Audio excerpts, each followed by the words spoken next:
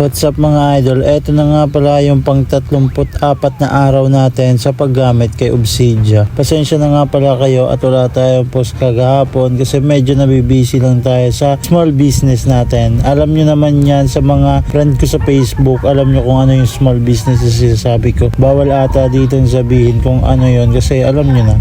Di na nga tayo nakakapag-grind sa ML eh. Di ko alam kung pang ilan na ba tayo sa Obsidia dito sa Camarines or di ko din na-check. Trio nga pala kami dito ng kapatid ko. Kasama namin dyan yung kaibigan niya. Gamit pala nila dyan yung chlorine tapos yung Chang'e. Pagbakabakan nga kami dito. Heal laban sa heal. Wala talaga magkakamatayan dyan. Pero mabibigyan natin dyan yung SS mga bossing. Wala, medyo na busy lang talaga tayo sa pag-ano natin sa negosyo natin. Kaya di din talaga tayo nakapag-upload kahapon. Syempre pagod na din. Di na din inaabot ng isip natin kung ano pa ba yung dapat nating gawin. Kasi medyo may dapat unahin. Di ko naman nakakalimutan yung gagawin natin dito sa pag-grind sa ML. Syempre maisisingit pa din namin. Syempre maisisingit pa din natin yan. Kasi priority pa din naman natin yan. Kasi sinimulan ko to at syempre tatapusin ko din.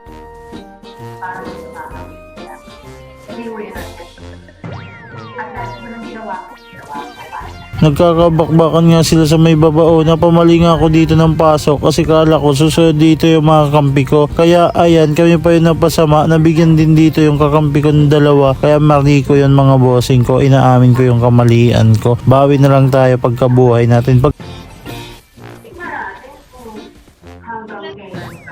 Kabuhay nga natin, nakita natin dito na nagsosolo yung Layla, kaya di na natin yung papatakasin. Binigyan na nga natin siya dyan, nakapag-flicker pa nga siya, pero di niya alam may flicker din tayo. Nagkakabakbakan nga sila dito sa may purple buff na side. Binakbak na nga natin dito yung Leo mode nila at mabibigyan na nga natin siya dyan, pero makukuha nga ng Chang'e yung kill. Di ko nga alam dito kung sino ba yung uunahin, yung Yuzong ba o yung Estes. Kaya ayan, Yuzong na nga lang, muntikan pa nga tayong mabigyan dito. Buti na lang talaga umabot yung passive ng plus of Oasis sa atin. Kung hindi, patay na tayo doon. Pinag-aabol nga nila dito yung Florino. Di nila alam na nandun ako sa bush na yon. Kaya ayan, mabibigyan din natin dito yung Estes at susunod pa natin dito yung Yuzong. Susunod ko pa sana dito bigyan yung Parsa. Kaso nga lang, di mo na tayo lumapit sa may bush kasi makokombohan tayo dyan. Umalis na nga lang dito yung Parsa nila eh.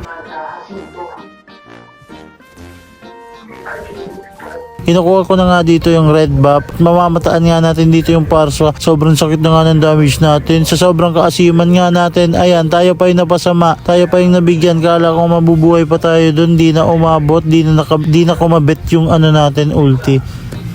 Nagbabakbaka na nga sila dito. Unang mabibigyan nga dyan yung Yuzong nila. Nakapitan pa nga natin dito yung Layla at hahabulin natin dito yung Parsa. Kaso nga lang dadating dito yung Leo Mord at nag-ulti na nga siya dyan. Kaya nagbak na nga lang muna tayo. Pero napakagandang huli dito ng Sylvana namin. Kaya mabibigyan pa din sila at naglag nga tayo doon. Kaya di kagad tayo nakapagbigay ng damage sa mga kalaban. Pero mabibigyan na nga namin dito yung Parsa at susunod na nga din dito yung Estes. Habang yung Lord namin ay nagmamarcha sa may iba.